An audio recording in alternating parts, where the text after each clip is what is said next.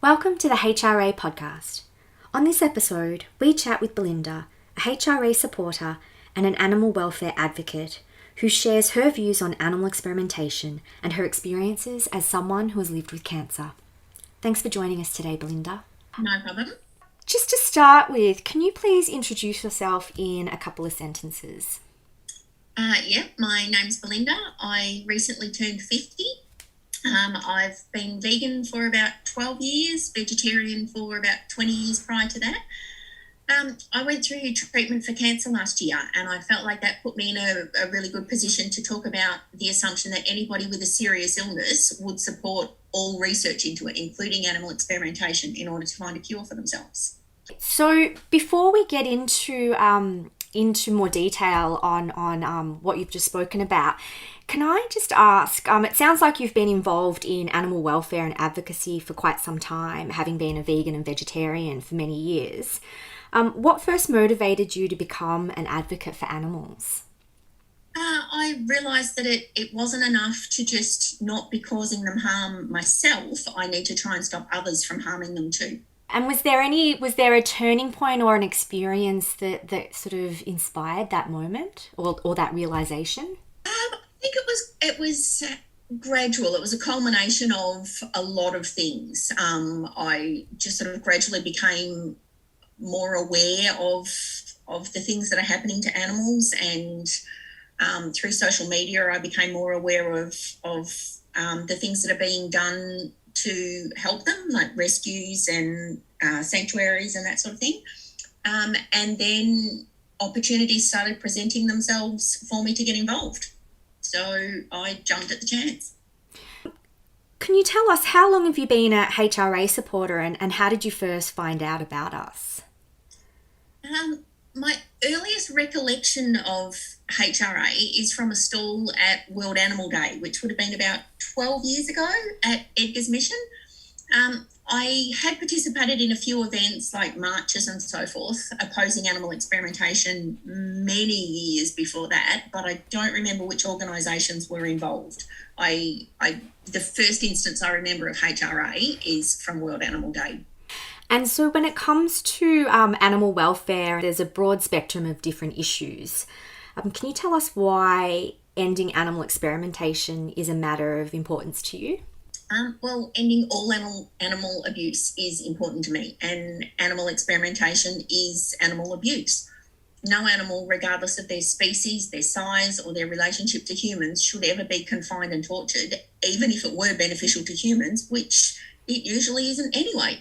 And so it's really common for animal experimentation to be portrayed and justified in the media as being necessary for finding cures and treatments for illnesses such as cancer, Alzheimer's and Parkinson's.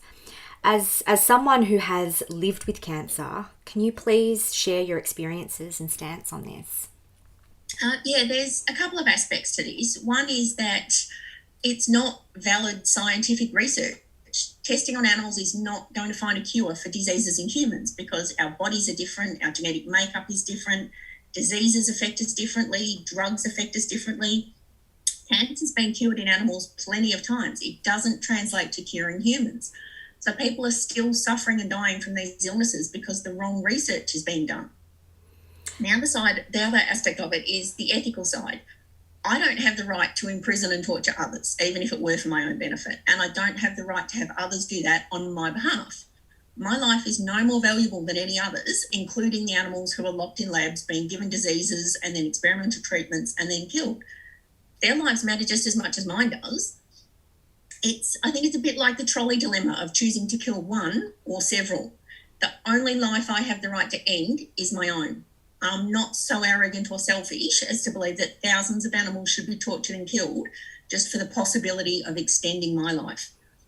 Cancer didn't make me lose my ethics. It didn't make me suddenly willing to have animals abused. It didn't make me lose common sense and think a cure for humans could be found by testing on mice or primates. It didn't make me suddenly believe that my life was any more important than anyone else's. And so were there any insights or new information that you learned about the role that animal experimentation has played in any of the treatments that were available to you? I learned that the chemo drugs I was treated with were developed more than 50 years ago. I think in the decades since then, I think the dosage and the administration of them might have been tweaked. But for all the supposed breakthroughs in that time, the drugs themselves are nothing new. The millions of animals who've been tested on in that time have all suffered for nothing. And so, were you faced with any moral dilemmas in regards to your treatment? And if so, how did you handle them? Yeah, I knew that the former CEO of HRA, Helen Marston, had cancer about 10 years ago and she'd undergone chemo then.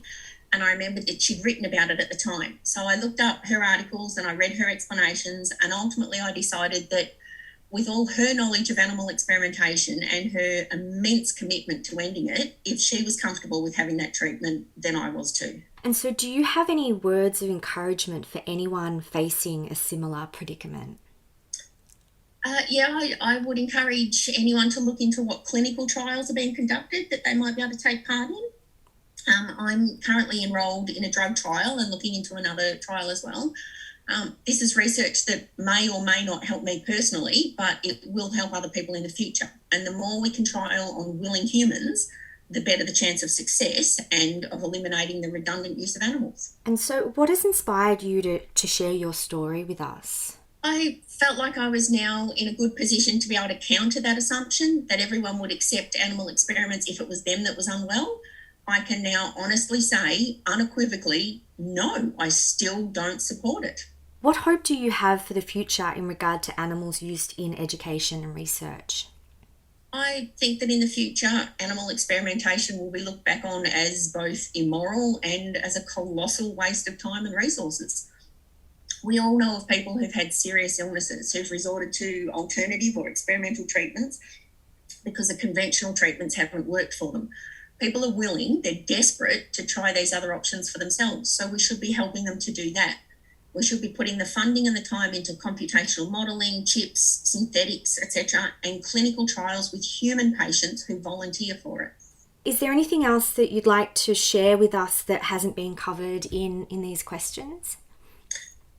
I found it interesting that there was never any discussion of diet or nutrition throughout any stage of the diagnosis or treatment. Anecdotally, it seems like people who are vegan cope a lot better on chemo, but there doesn't appear to have been any studies into this. So I think that would be something interesting to be looked into. There's certainly a lot of interesting insights and considerations that you've shared with us today.